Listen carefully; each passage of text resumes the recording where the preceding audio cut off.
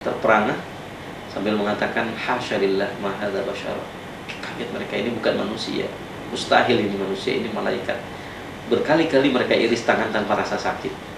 Artinya ada sesuatu yang lezat dalam berkorban, ada sesuatu yang lezat dalam melakukan ta'ah melebihi rasa sakit dalam kehidupan. Inilah orang-orang yang berhasil memahami tarbiyah dzatiyah dan mengamalkannya. Rahmatullah. Beberapa muqawimat, penopang tarbiyah dzatiyah, bagaimana seseorang membimbing dirinya dan juga membimbing keluarganya, membimbing binaan-binaan murid-muridnya, membimbing para santrinya. Murid itu bahasa yang sangat tepat ya, tidak bisa diimbangi dengan makna siswa atau makna student, karena murid itu asal maknanya dari arada, punya keinginan yang senantiasa, punya kecintaan pada kebenaran, yaitu ilmu. Muqawimat, bagaimana bisa menopang topangan-topangan bagi tarbiyah dzatiyah agar dengan modal yang ada, modal yang terbatas, informasi yang ada, bisa kita kembangkan kemampuan wawasan kita, dalamnya ruhaniyah dan kematangan diri kita. Maka ada 6 poin yang harus kita kumpulkan.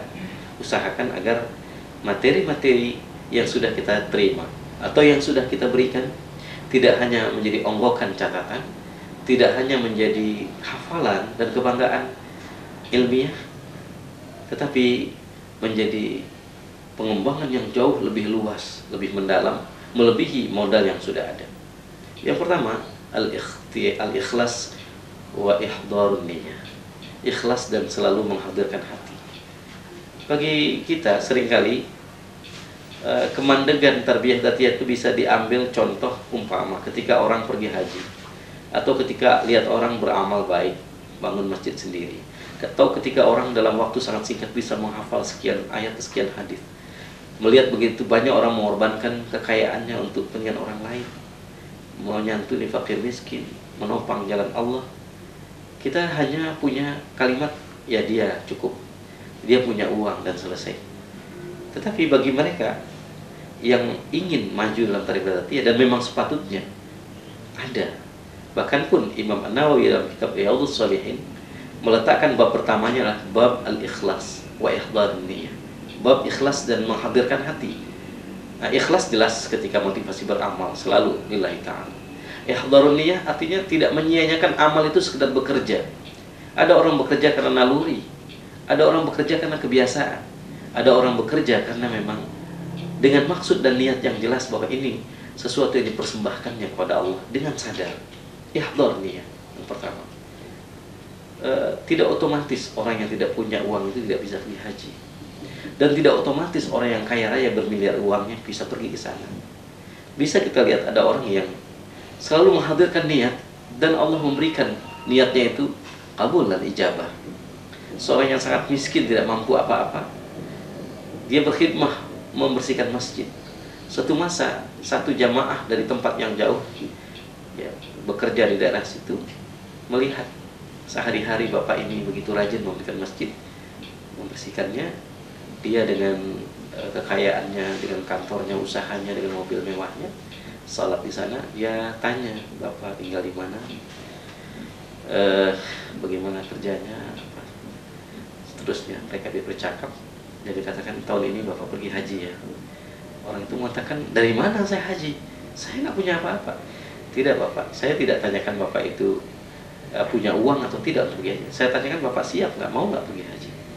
Ya kalau soal itu dari dulu saya pasang niat. Nah itulah niat yang bapak pasang itu, insya Allah bukti. Jadi saya bagaimana? Saya akan ajak bapak, seluruhnya saya tanggung. Nah di sini salah satu gambaran betapa pentingnya ihdharun niyyah.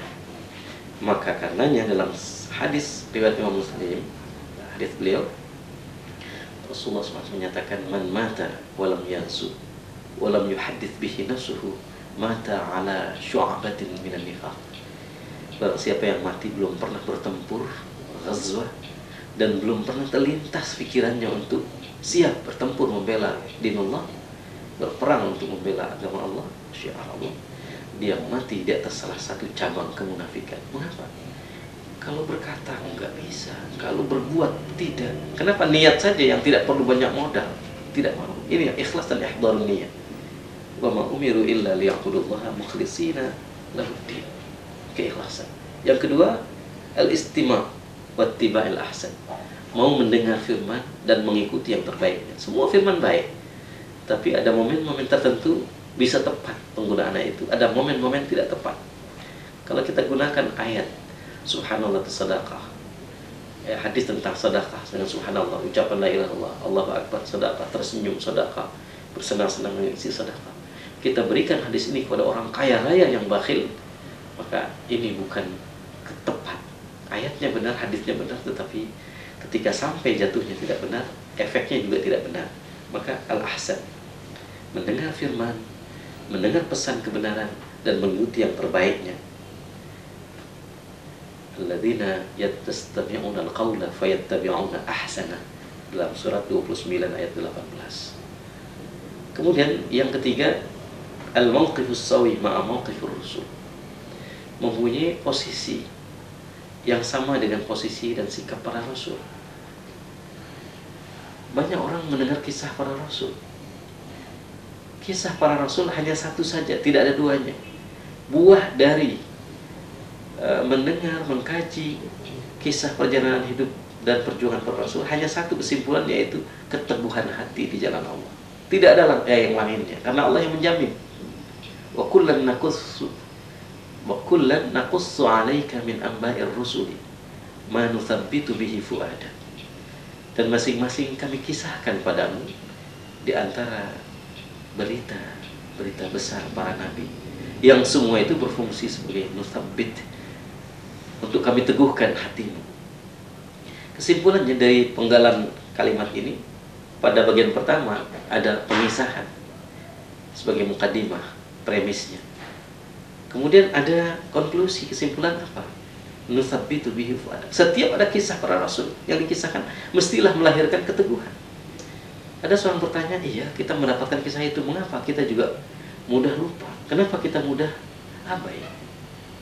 Saya katakan, selama kita itu mau mendengar kisah itu, dan kita akan teguh dengan syarat keberadaan kita sejalan, segelombang.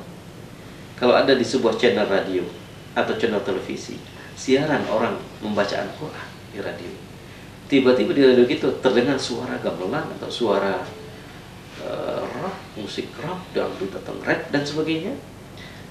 Apa yang terjadi? Salah satu dari dua kemungkinan.